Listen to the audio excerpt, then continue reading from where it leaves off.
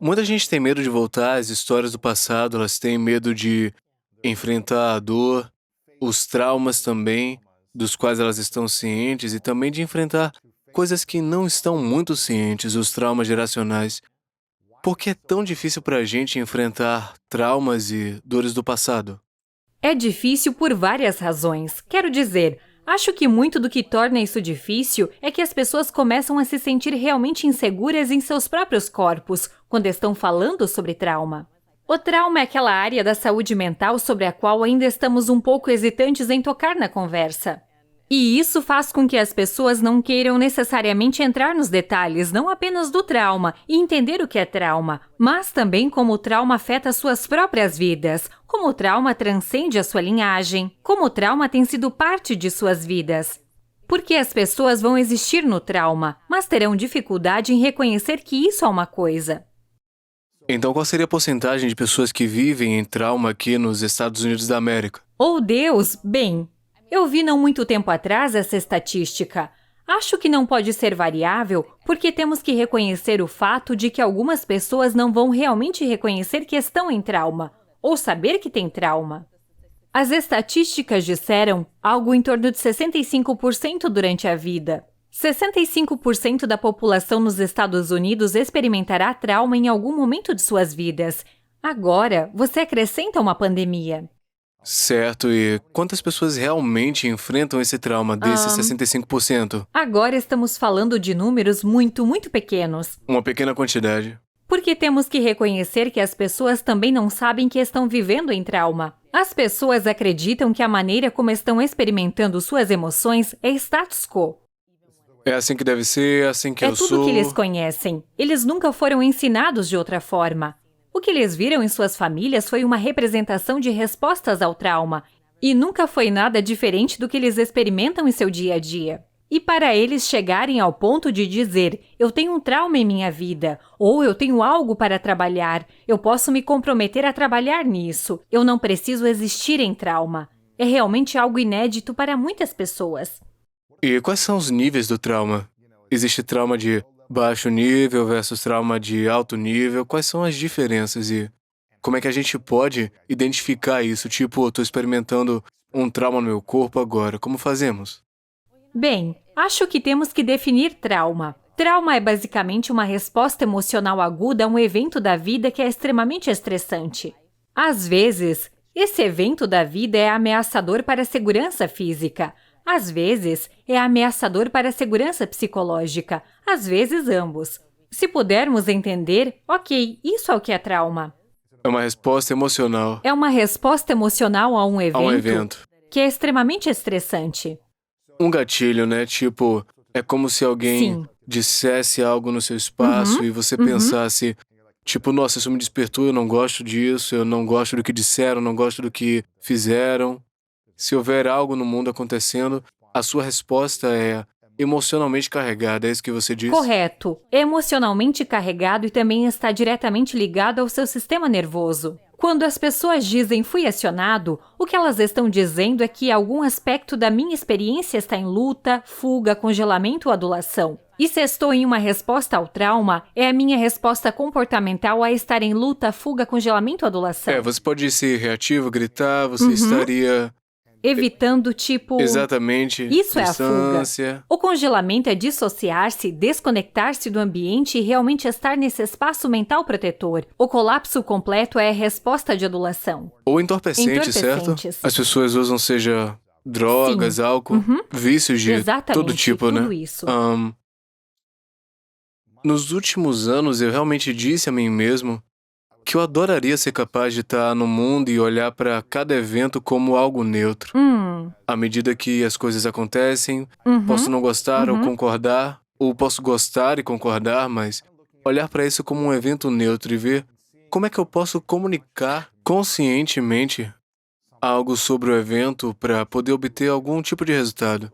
Meu objetivo nos últimos anos tem sido descobrir como é que eu posso olhar para o mundo e como os eventos estão acontecendo, mas não deixar isso me afetar Uhum. a nível pessoal. Eu vou ser afetado por coisa, mas eu não quero que as coisas me Uhum. impeçam de agir na minha vida, de ser um bom parceiro nas minhas relações, de cuidar da minha saúde. Uhum. Isso tem sido meu objetivo. Uhum. É um grande objetivo. Porque eu costumava crescer me sentindo muito acionado por tudo. Então eu ficava preso na cama ou não agiria, não faria o que eu queria. Eventos me consumiam e eles me Sim. machucavam. Uhum. E eventos me provocavam ou pessoas Sim. fariam coisas.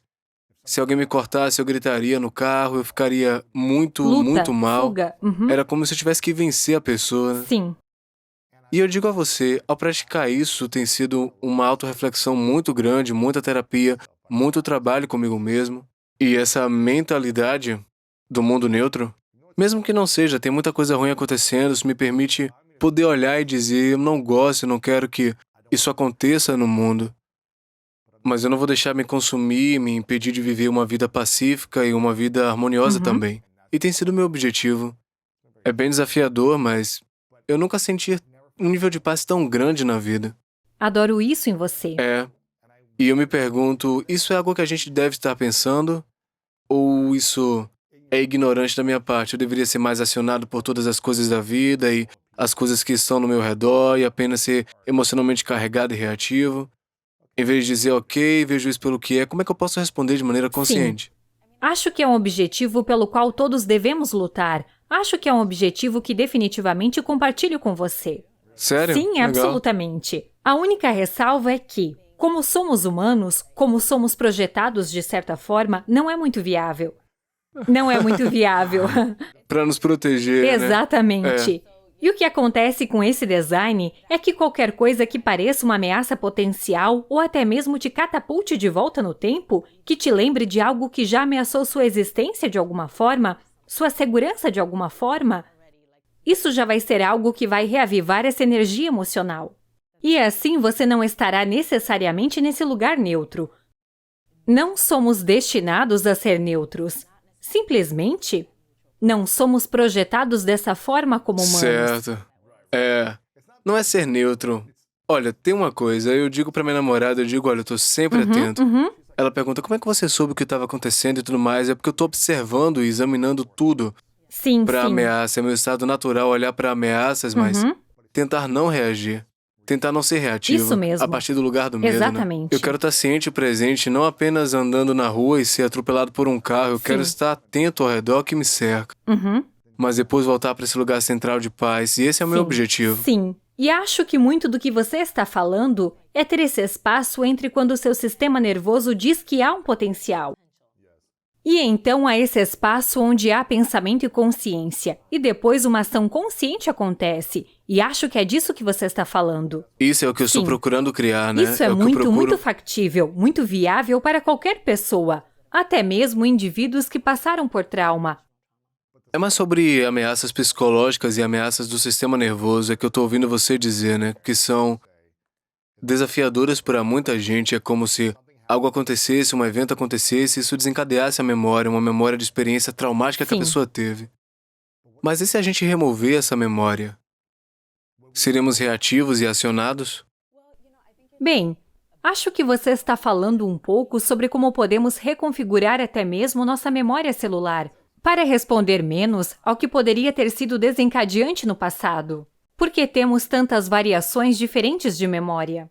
Temos memória olfativa, como a memória do cheiro. Há tantas maneiras pelas quais nossos sentidos podem produzir gatilhos para nós. Isso não é Certo, interessante? temos que... Memória de som, a música... Sim, há um gosto familiar que te traz de volta para a infância. Você pensa, espere, algo está acontecendo. Algo está me levando de volta para um lugar que não é o presente.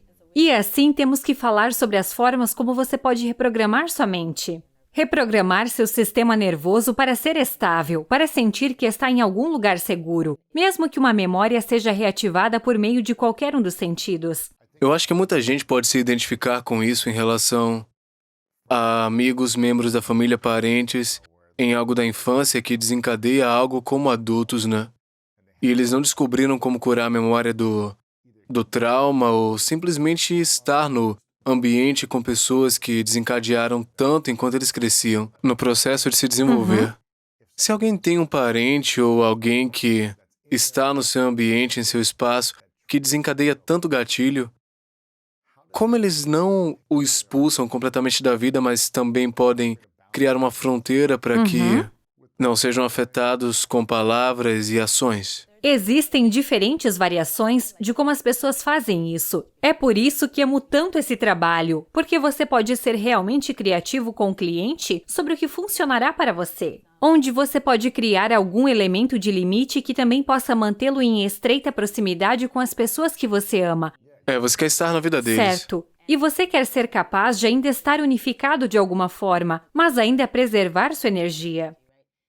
No mundo psicológico, especialmente na terapia comportamental dialética, chamamos de ambientes que ainda incorporam algumas das respostas traumáticas ou caos um ambiente forte. Você está voltando para esse ambiente forte que é imóvel. As respostas traumáticas estão incorporadas nesse ambiente e têm sido há gerações. A maior coisa que temos que fazer é não só treinar o sistema nervoso para ficar bem no ambiente forte, mas treinar as pessoas para segurar isso. Mesmo que sejam mudanças microscópicas, o ambiente mudará porque você estará aparecendo de maneira diferente. Sério? Em seu ambiente, o ambiente vai mudar de acordo. Quais são estratégias que alguém pode fazer para, trabalhar o seu sistema em torno de pessoas que causam gatilhos isso é minha nelas? praia. Isso é algo que eu amo. Você sabe o que eu quero dizer? Como é que eles Sim. podem mudar para que o ambiente mude? E eu vou dar um aviso. Isso tem que ser uma prática diária. As pessoas têm que entrar na prática de regulação do sistema nervoso diariamente, especialmente se elas vêm de uma linhagem de trauma, ou se sofreram traumas em suas vidas. E as 3 práticas que eu mais gosto, eu gosto porque são acessíveis, porque você pode fazê-las em qualquer lugar e porque elas realmente funcionam. E as 3 são como trabalhar com a respiração. O respira fundo tem sido tão amplamente popularizado. Você está respirando fundo. Eu amo isso. Eu faço isso o tempo todo nas entrevistas. Eu também. E essa é uma das minhas coisas favoritas que eu consegui adquirir enquanto passava pela minha própria jornada. Por padrão, eu também faço isso. Ao longo do dia, Sim, pois é. porque é quase como se seu corpo estivesse cuidando de você agora. Você fez todo o trabalho para cuidar deste corpo, para cuidar desta mente. E agora é por padrão. E está construindo a maestria. É como se você tivesse maestria sobre a tarefa de fazer respirações profundas sempre que seu corpo precisar. Ao invés de segurar Agora é tudo o tempo automático. todo, fazer respirações curtas. É interessante, Sim, então o esse é o trabalho número 1. respiratório. Ok. E o trabalho de respiração deve durar pelo menos 5 minutos. O sistema nervoso precisa de pelo menos esse tempo para acompanhar. E é importante valorizar o trabalho de respiração, mesmo que tenha sido tão falado que as pessoas ignorem-o. Mas a questão sobre o trabalho de respiração é que, eventualmente, o sistema nervoso não pode operar simultaneamente na resposta ao estresse e na respiração. Precisa relaxar. E assim você continua até sentir isso. E para os sobreviventes de traumas, pode demorar um pouco mais, porque há muito a desfazer, muitas décadas. E assim o trabalho de respiração vai ser fundamental. Um dos meus outros favoritos é fazer É poderoso. Respirar e fazer isso ao mesmo tempo, né? É o que ensinam na yoga e na meditação profunda também. Em muitas práticas de canto são utilizadas. E o som realmente trazer isso à tona desencadeia a resposta do sistema nervoso parasimpático, que é a parte do sistema nervoso que inicia um processo de relaxamento, descanso e recuperação para o sistema nervoso. É realmente essencial que as pessoas façam o som OM, e a mesma regra se aplica. Faça até sentir que está em um lugar estável. Um cliente uma vez fez tanto som OM depois que eu prescrevi que ficou rouco. Sim, mas acho que isso também é um testemunho do compromisso. Se você pode se comprometer, faça e faça o que funciona. E o terceiro que eu gosto é balançar. Apenas balançar seu corpo. Balançar para frente e para trás. Sim, porque se você pensar no elemento rítmico do balanço, é quase como se... É reconfortante. É calmante, É como um bebê no útero. Você está balançando para frente e para trás. É engraçado, eu naturalmente me balanço a minha vida inteira, especialmente quando eu tô em pé, né? Eu nunca fui muito bom em ficar parado. Naturalmente, eu simplesmente balanço para frente e para trás quando eu tô em pé, porque caso contrário, para mim, é bem difícil ficar parado. Respirando pelo menos 5 minutos por dia, mas acho que tentar se lembrar ao longo do dia de fazer respirações profundas e lentamente, fazer o som do OM e balançar o corpo. Isso pode ser feito sentado, em pé e deitado também, né? Ok, E acho que para as mentes ocupadas e agitadas, eu sou uma mente ocupada. Acho que funciona para mim os três. claro, Sim, sim. eu simplesmente integro. Eu faço minhas próprias coisas. Eu balanço, respiro. E isso me permite integrar as práticas para obter o efeito completo.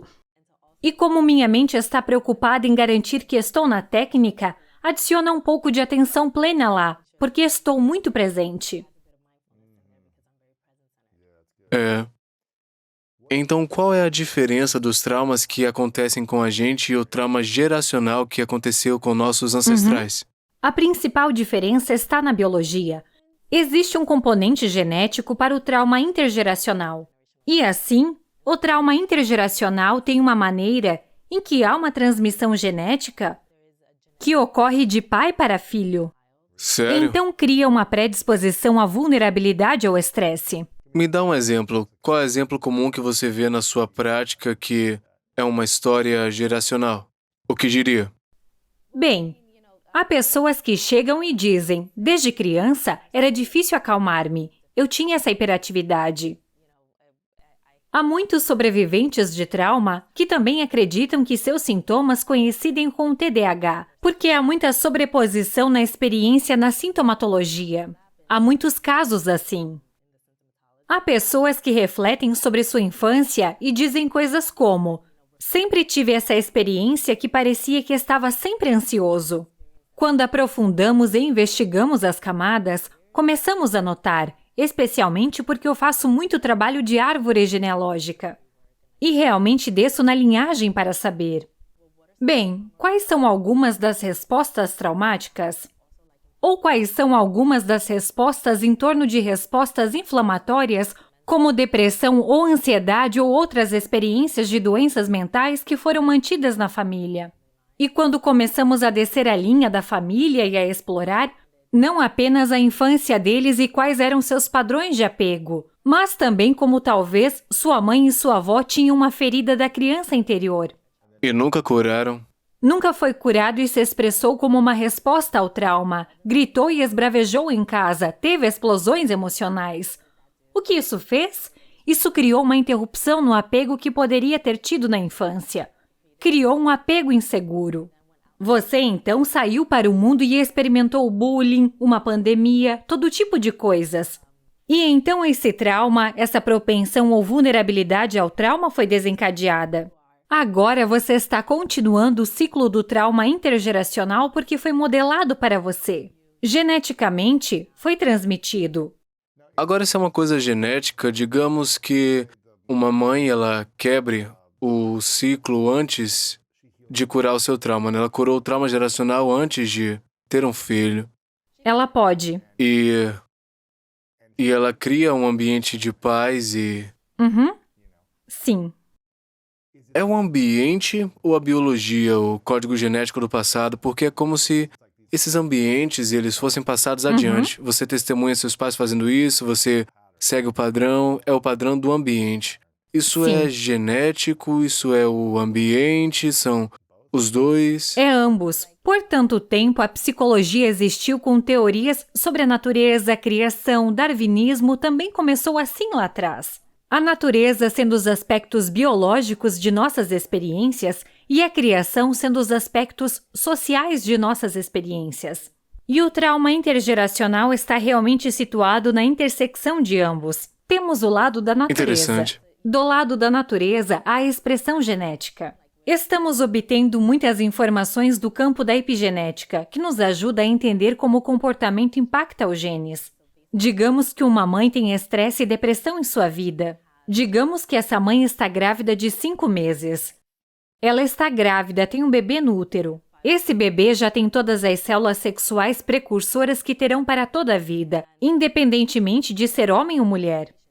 Ele já tem todas essas células. A mãe, ela experimentou o trauma crônico durante toda a sua vida.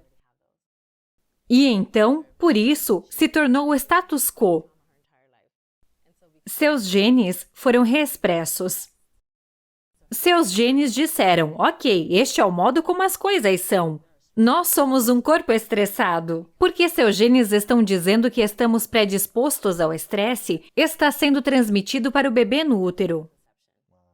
O bebê é concebido em genes predispostos ao estresse. E porque ela ainda está estressada enquanto tem esse bebê, todos esses hormônios do estresse, principalmente o cortisol, estão sendo transmitidos para o bebê no útero.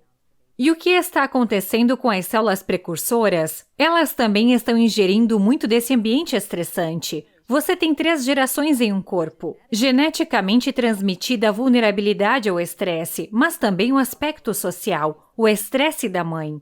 Ela tem todas essas coisas acontecendo enquanto ainda está grávida. Certo, o ambiente dela ainda é bastante estressante, Sim, né? e assim todos, nessa Uau. linhagem de 3 gerações em um corpo, estão experimentando estresse. São só 3 gerações ou todas as que tiveram isso? Bem, acho que é um pouco de fenômeno de ovo e galinha quando se trata de trauma geracional. É como quem começou isso, mas acho que ilustro isso porque é um pouco mais fácil de ver. Talvez ela tenha sido a pessoa que... Talvez ela tenha tido um trauma Sim, extremo e houve e uma agora reação. nós, pelo menos, conseguimos ver onde a linha genética começou a partir É. da perspectiva do trauma. E quando você pensa dessa forma, você fica tipo, cara, eu tô sobrecarregado de peso de múltiplas gerações de trauma nos meus genes, pelo físico, peso real. Isso pode ficar um pouco sombrio e pesado, Sim. mas a gente realmente enfatiza isso. Como é que a gente pode quebrar esse ciclo de uma vez por todas, onde nenhum desses traumas ficaram conosco e a gente não transmite? Definitivamente tem que ser uma revisão completa do sistema para a maioria das pessoas. Tem que ser uma integração de práticas holísticas em nosso dia a dia. Diariamente. Todos os dias. Uma prática diária, né? Não podemos vacilar, porque temos que pensar no que estamos desfazendo. Não estamos apenas desfazendo as décadas de trauma que você experimentou. estamos desfazendo toda a carga traumática. Você realmente precisa renascer, né? Sim. É como um renascimento espiritual, psicológico, emocional, do sistema nervoso, na minha opinião. Absolutamente. Eu sinto que eu tive alguns na última década, quando eu me abri sobre o meu trauma de abuso sexual e depois nos últimos anos lidando com relações de uma forma geral, todas as relações íntimas, eu nunca realmente enfrentei isso até alguns anos atrás. E eu sinto que eu tive que morrer emocionalmente, espiritualmente, em certo sentido, e psicologicamente Sim. também, eu acho, né? Absolutamente. Permitir que isso queimasse e depois construir algo a partir das cinzas, né? Psicologicamente. E é um processo, eu não estou dizendo que eu terminei ou algo assim, mas é uma jornada constante de voltar a etapas da minha infância para poder curar cada etapa dessa e integrar essa idade ao meu eu atual, a uma integração e cura completa de cada memória da minha vida, de cada diferente parte, de cada resposta traumática. Sim. E tem sido uma jornada linda que me permitiu ter paz e harmonia por dentro. Eu acho que eu nunca tive isso antes. Até 10 anos atrás, eu não comecei a sentir isso, mas até alguns anos atrás, quando eu comecei a sentir mais paz por dentro. E isso me permite, de novo, ver um mundo diferente. Eu não estou dizendo que eu não sou afetado por nada, mas me permite ver e dizer, ok, isso é ruim. Como é que eu posso conscientemente me comunicar o que eu quero mudar? Não no estado reativo, sobrecarregado, estressado e traumático. O que eu acho que não se pode realmente fazer muito nesse estado. Não, quer dizer, você pode suprimir as coisas e entorpecer. E ainda operar muito bem, mas tudo isso... virá de Pode volta sobreviver. porque você ainda está no modo de sobrevivência. Entorpecer ainda é o modo.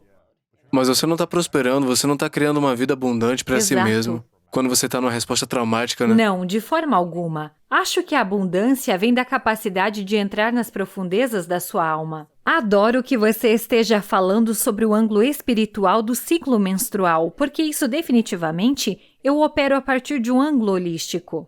Muito do trabalho que faço é mente, corpo e espírito. E a peça espiritual é realmente essencial. Porque não é apenas a conexão com um poder superior, é realmente também a sua conexão consigo mesmo. Quando você está desconectado do seu verdadeiro eu autêntico, não está vivendo abundantemente. Se quisermos abundância geracional, então temos que entrar nas profundezas. Eu acho que se você é acionado ou tem uma resposta do sistema nervoso e muitas coisas, você está constantemente em modo de sobrevivência. E é difícil criar abundância, assim, é difícil sonhar desse lugar, é difícil criar algo bonito desse lugar também. Isso faz muito sentido até mesmo do ponto de vista biológico. Quando estamos em uma resposta do sistema nervoso, e isso é um modo de sobrevivência, estamos em uma revisão crônica do sistema nervoso, então nosso sistema nervoso é projetado para fazer com que, sempre que estamos em luta, fuga, congelamento ou agrado, quaisquer funções não essenciais, nosso cérebro, como a região cortical do nosso cérebro, tudo isso é levemente desligado. Se você está falando sobre alquimia e criatividade e todas essas coisas requerem muita estrutura cortical como a manifestação É interessante. de todas as coisas que você quer e realmente requer que você entre em sua mente criativa. E se o seu cérebro cortical não estiver funcionando totalmente, porque está em modo de sobrevivência, então você não vai realmente entrar nessa atualização. É interessante porque eu estava numa relação onde foram 2 anos de estresse. E a responsabilidade foi minha, eu devia ter saído, mas eu fiquei e eu queria fazer dar certo e tudo isso. E eu me lembro de que por 1 ano antes dessa relação eu estava me preparando para criar um livro, escrever um livro, eu estava muito feliz com isso. Então nessa relação eu não tinha energia para criar, porque muito disso era sobrevivência, né? Era tipo, voltar para casa, ela gritar comigo, o que é que a gente está gerenciando hoje, qual o nível de estresse. E eu continuei querendo escrever o livro, mas eu não tinha energia e criatividade para fazer. E eu continuei me envergonhando, pensando por que é que eu não tenho energia para isso. Mas eu estava colocando toda a minha energia na sobrevivência, apenas fazendo aquele ambiente funcionar. No momento em que as coisas acabaram, eu terminei o livro em alguns meses, eu tinha energia, eu tinha criatividade, porque eu não estava no meu estado do modo de sobrevivência. Eu quero te perguntar uma coisa sobre saúde mental. O que seriam... eu acho que... Eu não conheço os termos perfeitamente, mas... Quais são os principais desafios de saúde mental que as pessoas enfrentam hoje? É depressão, ansiedade, TDAH? Quais são os termos de saúde mental mais proeminentes hoje? Esses são os principais. A depressão, em escala mundial, é uma das principais causas da incapacidade, uma das principais causas de mal-estar global.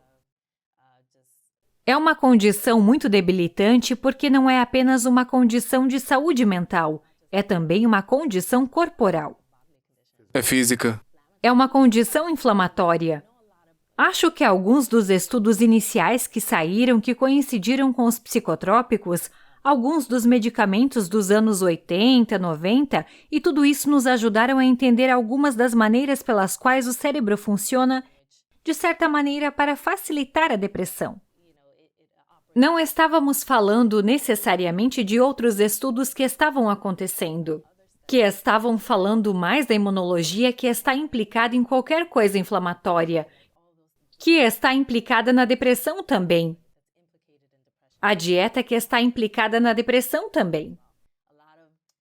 Tantos fatores. Sim, tantas coisas. A depressão é grande, mas sempre que alguém vem até mim com depressão, eu gosto de olhar para o quadro completo. Toda a sua vida. Tudo. Sobre eu olho isso. Todas essas peças e a depressão é uma dessas condições de saúde mental que tem... Existem várias, mas essa tem uma maneira de identificar e classificar como episódio único ou episódios múltiplos. Em um episódio único, geralmente procuro um gatilho mental. O que aconteceu? Mas quando há episódios múltiplos, eu pergunto muito mais. O que aconteceu com você? Quer dizer o quê? Uma relação, alimentação, ambiente... Perda de emprego. Divórcio. Os traumas pequenos, se posso dizer assim, são algumas das coisas que são seus traumas diários do dia a dia, mas nada que realmente comprometa sua segurança de qualquer maneira. Mas sempre quando estamos falando de depressão de episódios múltiplos, fico muito curiosa sobre a história da pessoa, a história da família deles,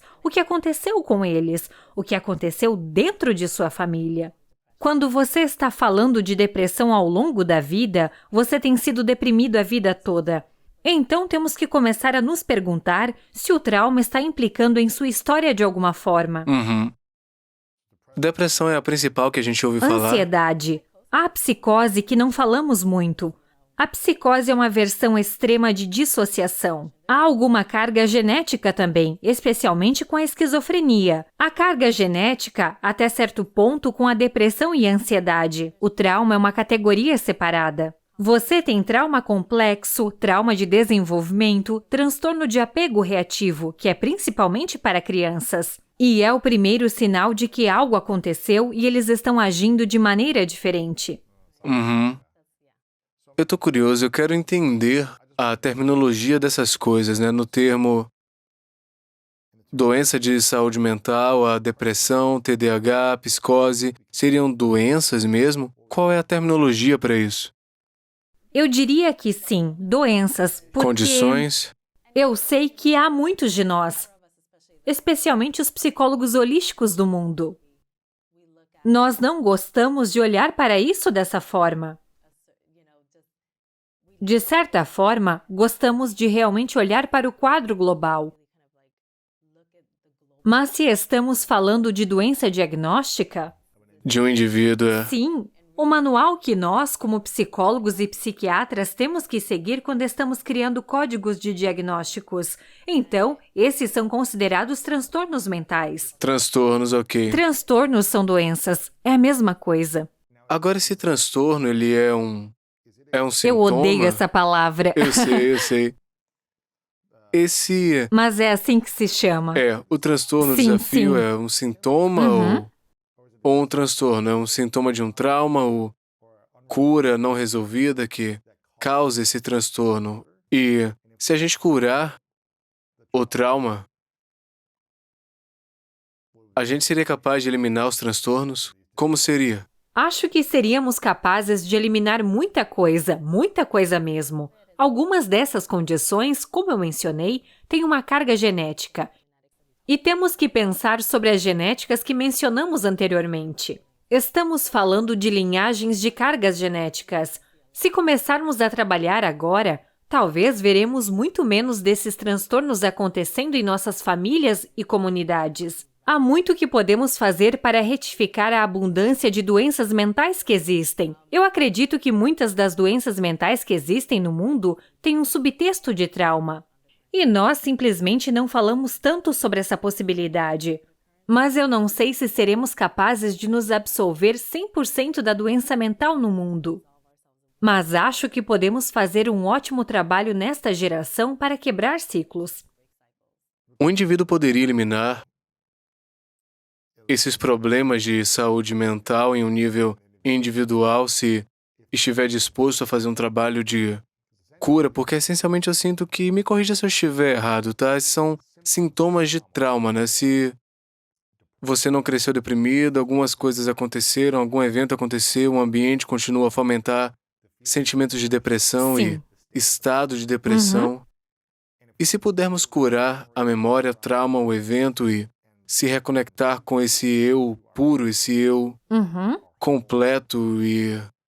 Quando é que essas coisas começam a desaparecer? Esse é precisamente o objetivo, onde começamos com psicologia e psiquiatria. É com a gestão de sintomas. Há muita psiquiatria ainda lá.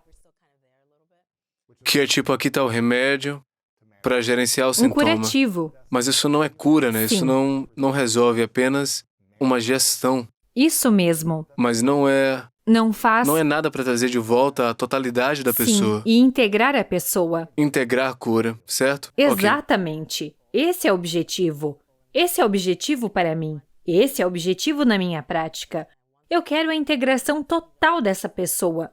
Eu quero que eles realmente vejam seu eu autêntico. Algumas pessoas nunca tiveram a oportunidade de ver quem poderiam ser sem o seu verdadeiro eu central. Isso foi mascarado por tanto trauma. Você acredita que as pessoas podem curar os desafios da saúde mental também se integrando completamente? Muitos deles. Muitos deles. Porque eu acho que temos transtorno bipolar e esquizofrenia que tem um mecanismo diferente. Mas muitos deles, absolutamente. Muitos que as pessoas enfrentam, tipo depressão, Os TDAH... grandes. Depressão especialmente. Certo. Sim.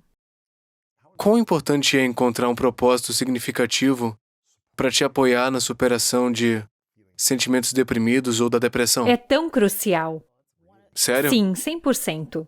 Quando estamos falando sobre o que acontece após o trauma, a criação de significado está no centro. Porque você tem que ver a sua vida tendo algum valor e que há um significado associado à sua vida e a tudo que está dentro de sua vida para realmente sentir motivação para fazer o trabalho pesado, que é um trabalho de cura para chegar ao outro lado. Você tem que ter significado nessa jornada. A criação de significado é alquimizada nessa jornada, é criada nessa jornada. Mas acho que, no mínimo, você tem que ter esperança de que a criação de significado possa ser possível. Porque parece para mim que muitas pessoas atribuem um significado mais negativo e prejudicial a eventos, palavras, ações que acontecem ao seu redor. E, portanto, esse significado causa mais depressão, TDAH, pensamentos negativos, tudo isso que prejudica o ser humano, né? Sim. Mas se a gente cria um significado diferente em torno desse evento, ou palavras, ou perda de emprego, se a gente cria um significado para isso, e se a gente tem a intenção de um propósito diferente em movimento, a gente não teria tantos desafios mentais. Acho que as pessoas simplesmente não foram treinadas para se fazer as perguntas certas em torno da criação de significado. E quais são elas? Bem, as perguntas certas são: Algum experimento um evento traumático, coisa grande ou pequena? Que perguntas sim, devemos fazer? deveríamos estar fazendo perguntas sobre o que foi aprendido nessa circunstância. É uma pergunta muito difícil de fazer. Porque às vezes as pessoas podem pensar: você acha que isso precisava acontecer? Não, não precisava. Mas aconteceu. Você não pode mudar. Não pode. Isso já faz parte da sua história. Mas o que podemos aprender com essa lição? E não precisa ser o evento traumático em si, mas sim a sua resposta, a sua reação. O que podemos tirar disso para aprender como criar um protocolo de cura para você? E trata-se de ser capaz de fazer perguntas que façam as pessoas pensarem fora da caixa.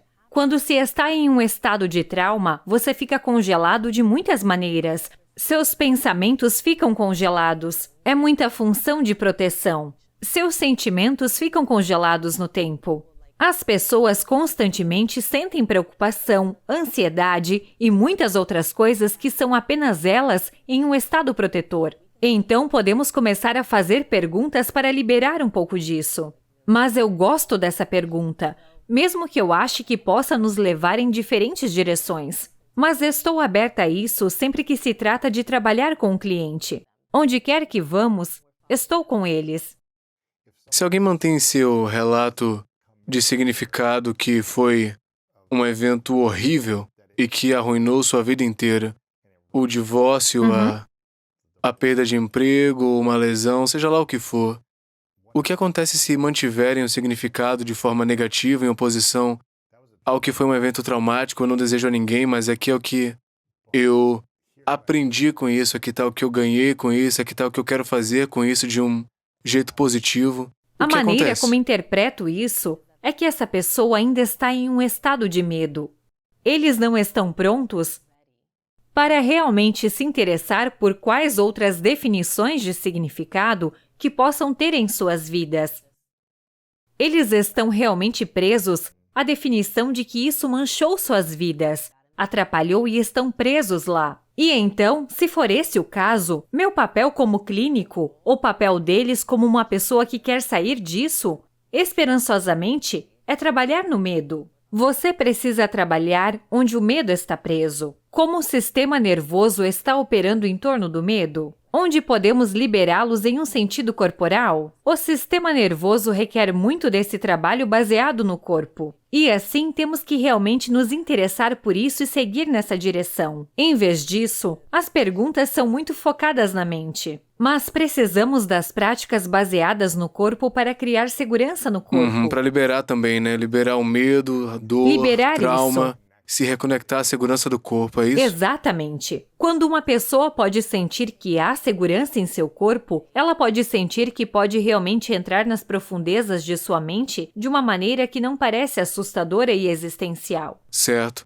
Falando de medo, eu vi em algum lugar recentemente, eu não sei se é verdade, mas eu vi em algum lugar que os seres humanos nascem com 3 medos: barulhos altos, cair e ser abandonado. Eu não sei se é verdade, mas se for, a gente tende a adicionar mais medos conforme o tempo passa, né? Então, eu não sei se são os únicos 3 medos ou se não temos nenhum medo, mas parece que ao adicionar a gente reúne mais medos durante a infância e a vida adulta.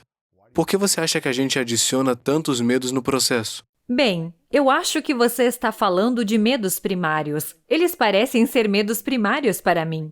É com que você começa. Como um bebê, você vai ter aquela resposta de sobressalto.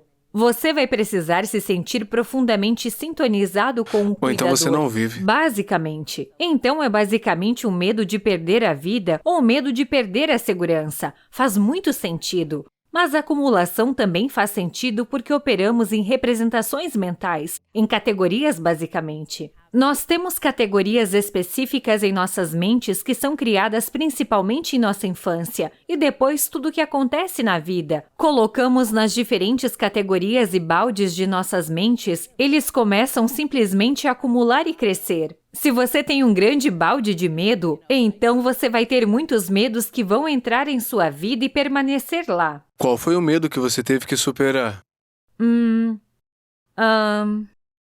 A coisa que mais te segurou?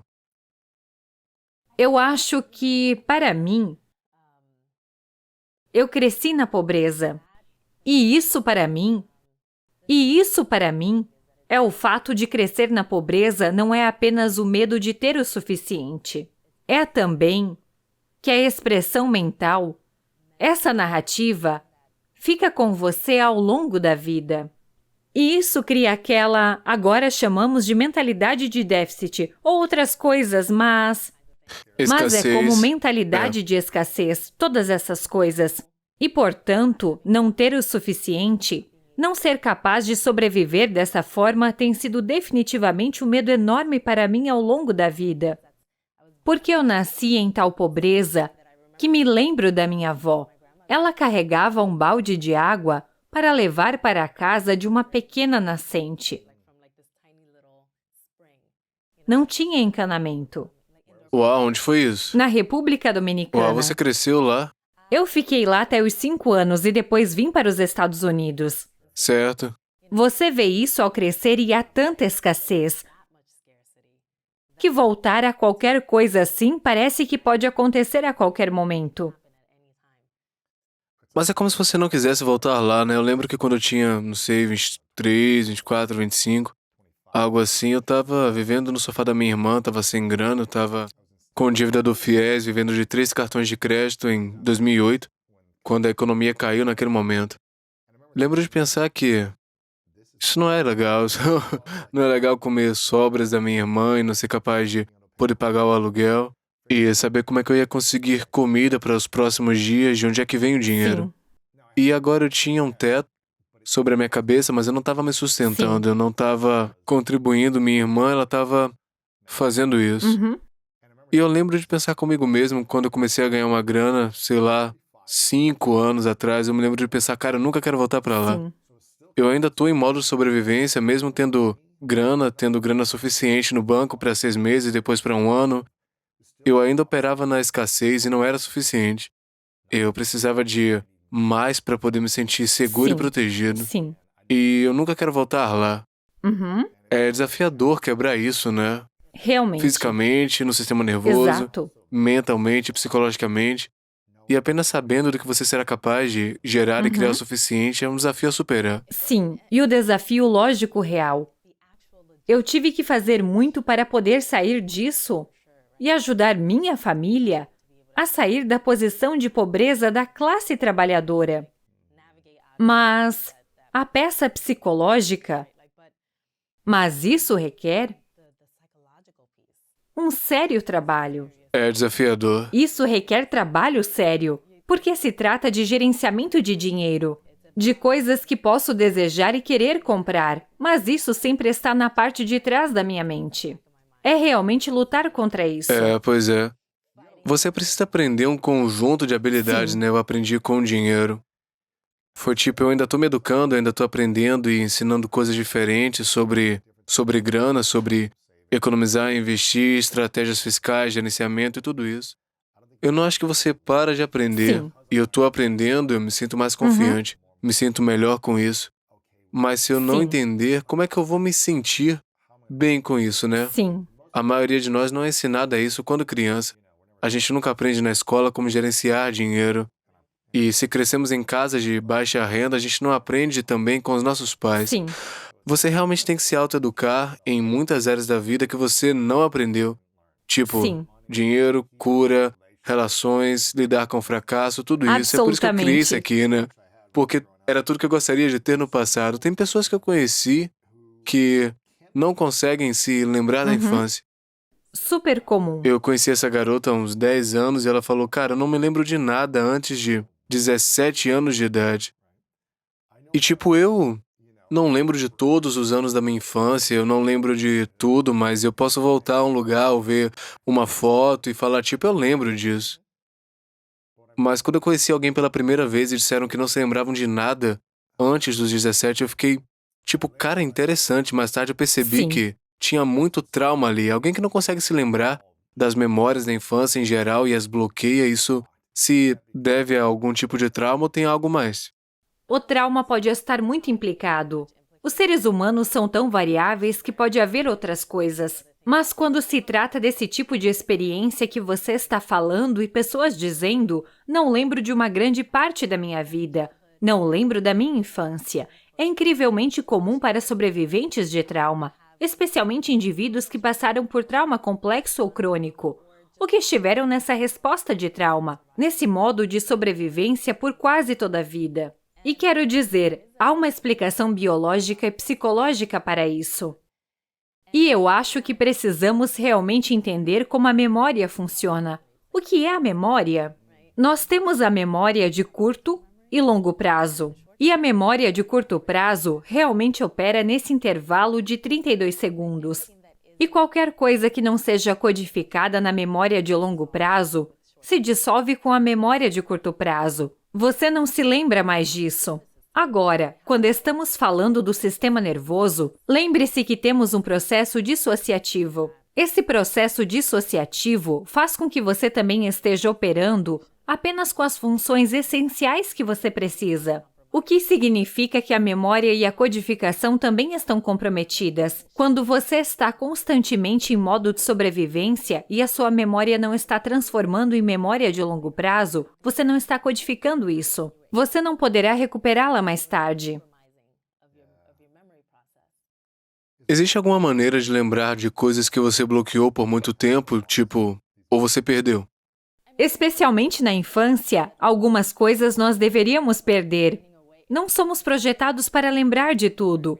Mas se as memórias não foram codificadas na memória de longo prazo, será difícil lembrar delas porque elas simplesmente não estão lá.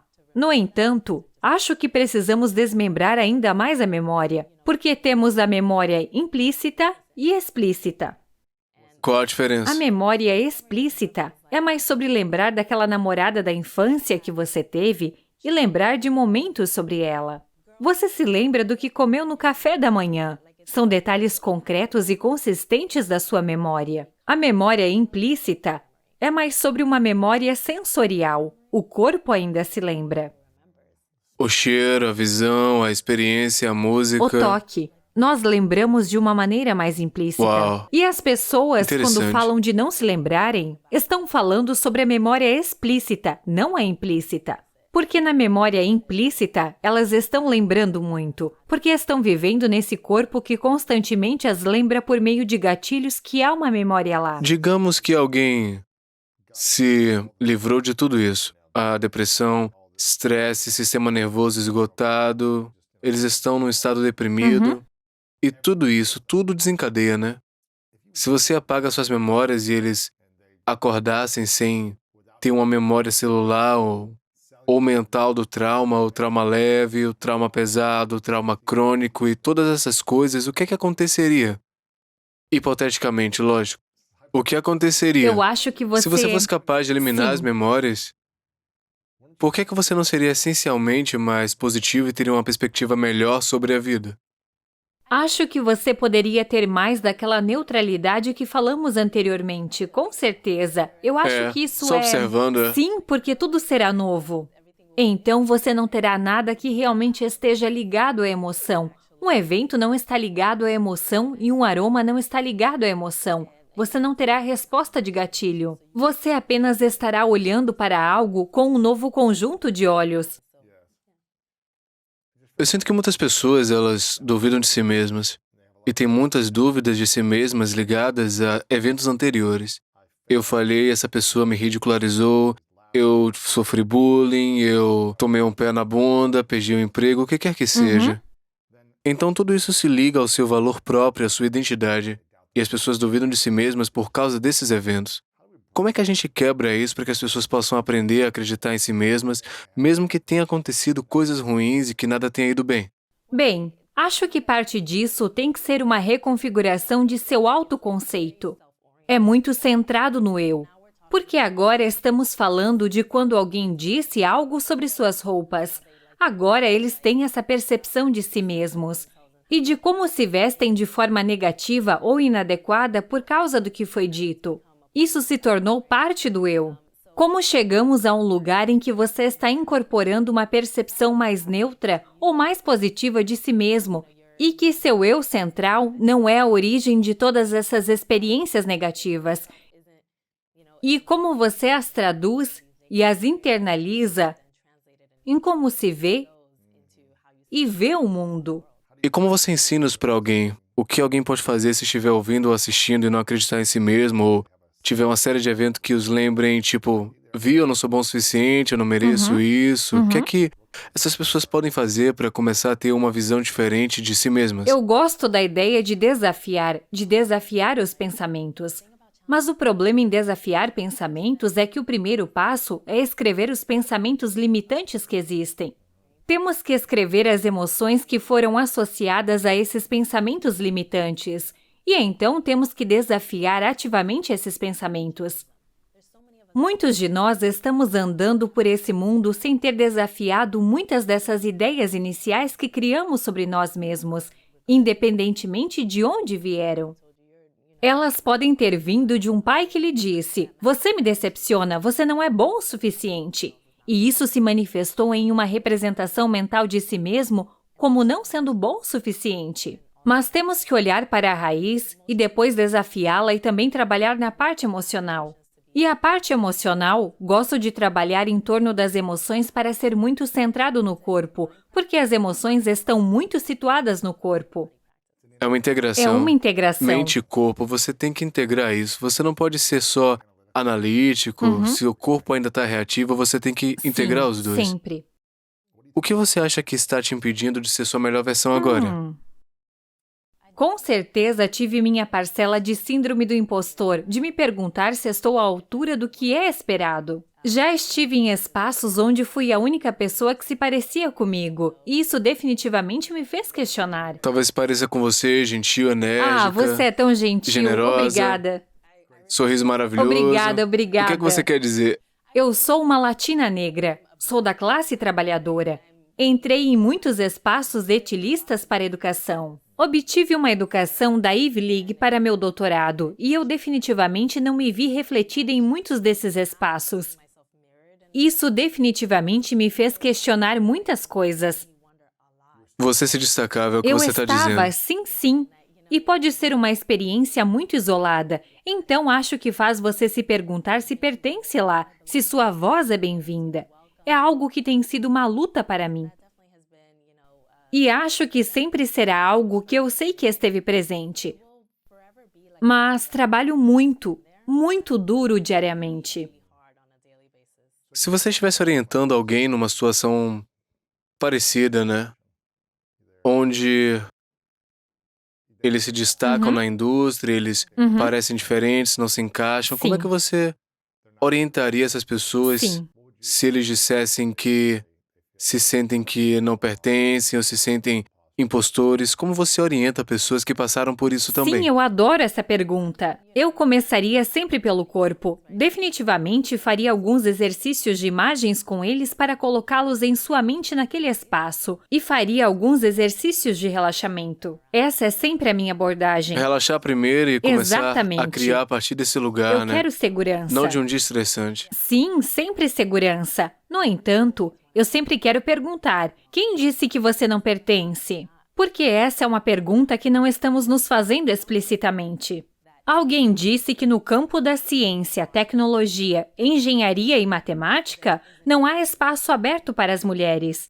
Algo aconteceu ali. Quem disse que as mulheres não pertencem a esses campos? E então eu sempre quero fazer essa pergunta. Sabemos parte da resposta, mas acredito que a sociedade criou espaços para populações específicas. E então, temos que começar a perguntar: quem disse que não há espaço aberto para você? Eu acho que a razão pela qual eu faço essa pergunta é porque acredito que ela abre a mente para realmente questionar isso. E acredito que também oferece um pouco de capacitação para a pessoa que recebe essa pergunta. Quem me disse que eu não pertenço aqui? E realmente entrar nisso. Eu já fiz isso comigo mesma e tem sido incrivelmente útil.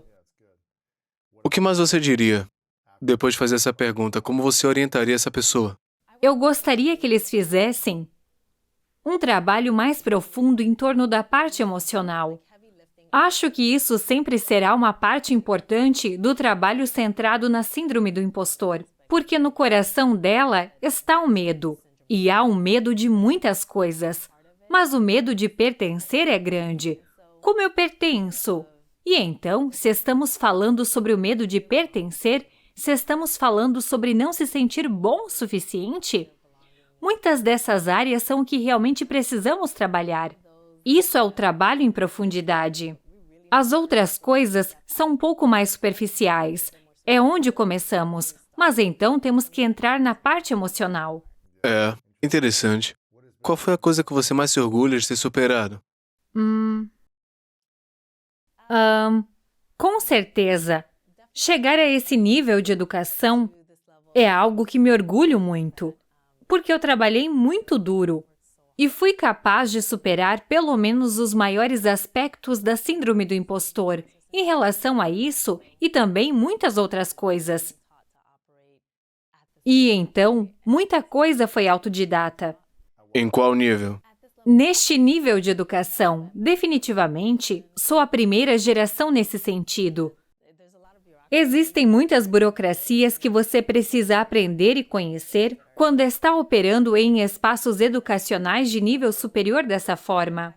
E, portanto, o fato de que minha própria intuição me ajudou a analisar ambientes de uma maneira que me ajudou a aprender um ambiente de uma maneira concreta e depois a aprender a operar dentro dele, mas também trazer a mim mesma, trazer minha própria identidade. Eu vou trazer minha inteira identidade dominicana para qualquer espaço em que eu esteja presente. Claro, E todo mundo ao meu redor terá que se ajustar, em vez de eu me ajustar ao ambiente e me reconfigurar.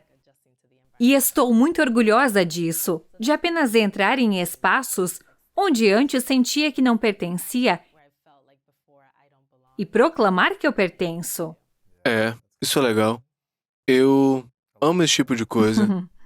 Suas redes sociais são incríveis e você tem um conteúdo excepcional lá. Você Obrigada. está ensinando, inspirando, entretendo e conectando pessoas a esse trabalho de cura do trauma geracional. É muito bom. Você também está escrevendo um livro agora, você Sim. tem um curso que você está trabalhando e que vai ser lançado em Sim. breve. O que é que esse curso vai ensinar especificamente para as pessoas? Ele vai realmente aprofundar-se nos traumas e como curar o trauma por meio de uma série de práticas holísticas. Minha esperança é que, para indivíduos que desejam realmente aprimorar seus conhecimentos sobre como integrar práticas que serão muito úteis na jornada do trauma, ou para praticantes curadores que desejam realmente aprimorar sua própria prática, coaches, qualquer pessoa, e ser informados sobre o trauma. Isso pode ser um centro bom para que eles possam adquirir conhecimento. Quando é que esse curso sai? Quando é que a gente pode ter acesso a ele? Será lançado em setembro e o acesso pode ser feito através do meu site, que é doutoramarielbook.com, e clique em cursos, e lá está.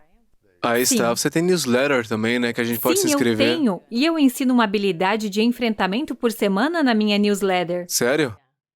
Uma habilidade de coping que as pessoas podem integrar em sua semana e também todas as coisas do meu mundo. Legal, muito legal.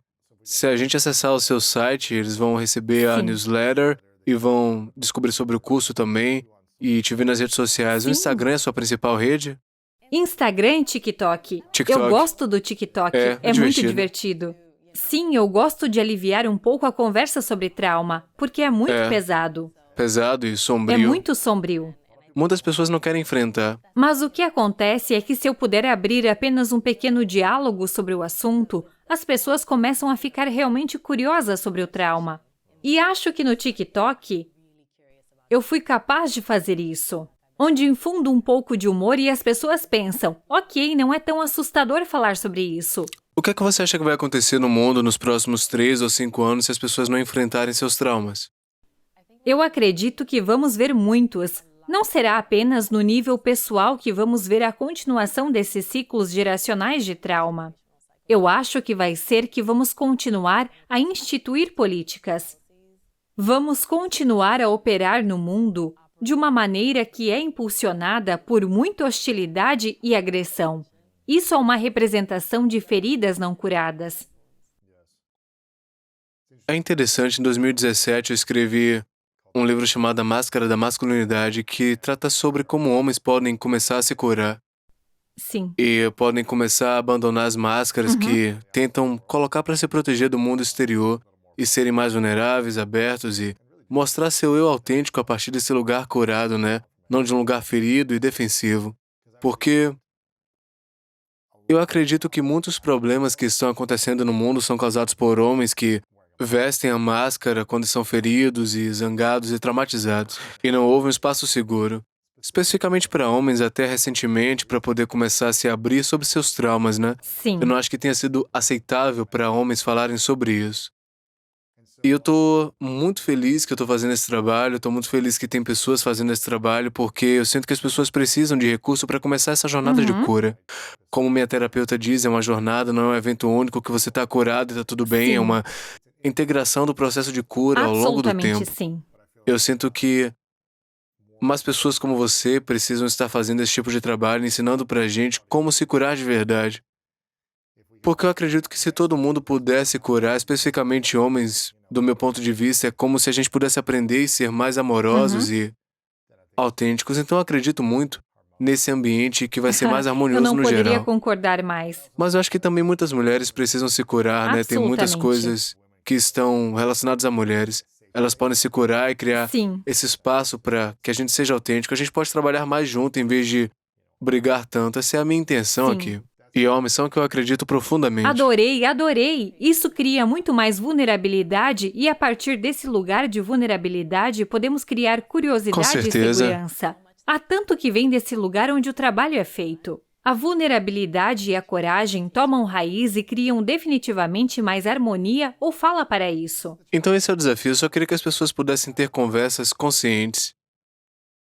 Assim como essa que a gente está tendo, assim como muitas coisas que você faz, ou que muitas coisas fariam, mas poder questionar, e como você disse, quando você fala sobre questionar e desafiar os pensamentos, Sim. desafiar ideias, Sim. mas não de um estado emocional agressivo, eu acho que a gente pode questionar e ter conversas a partir de um lugar de calma e então ser capaz de se ajudar e se unir em diferentes coisas na vida. Sim, mas começa com o sistema nervoso. Se estamos altamente desencadeados e a conversa que estamos tendo está causando desencadeamentos porque está perturbando o que está acontecendo em nossas mentes?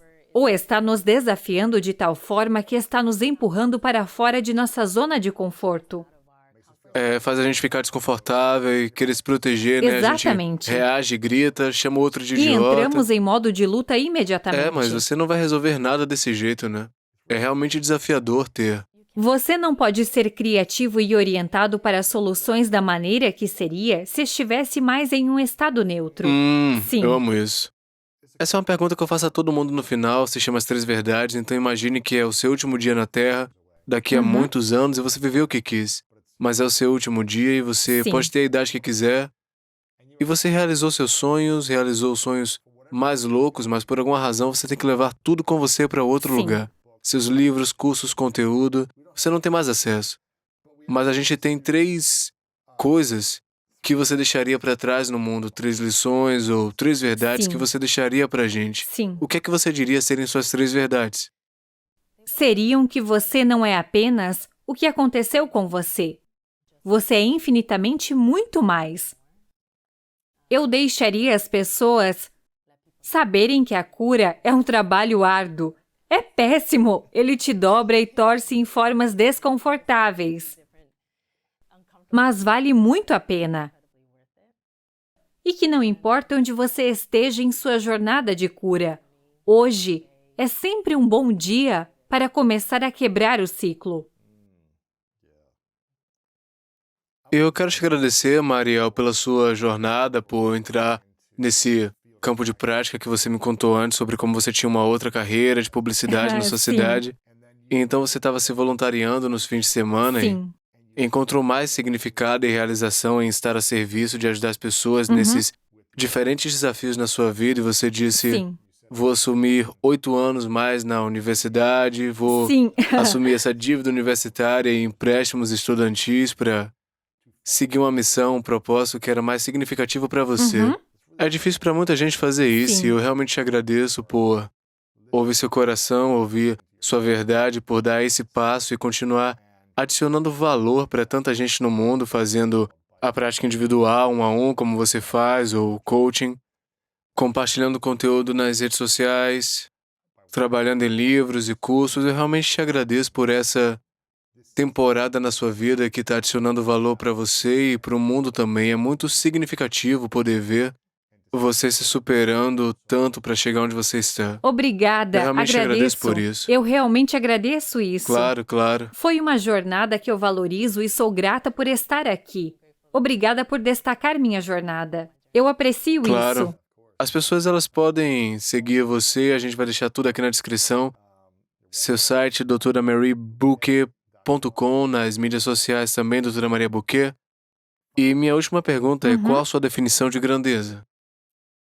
A grandeza, para mim, é encontrada em pessoas comuns. As pessoas que alquimizam das cinzas e se tornam quebradoras de ciclos, assim como você. Eu acho que elas são as almas mais corajosas deste planeta. Isso, para mim, é realmente grande. Doutora Mariel, graças. É um Muito prazer. obrigado. Eu Obrigada. agradeço. Para otimizar a função cerebral, eu acho que em qualquer direção que você queira ir, primeiro olhe para a carne. Porque é carne. Manter as artérias abertas e irrigar bem aquele jardim, essa carne é importante. Coisas boas para seu coração. Mantenha as artérias abertas em seu cérebro. Você quer que o fluxo sanguíneo continue.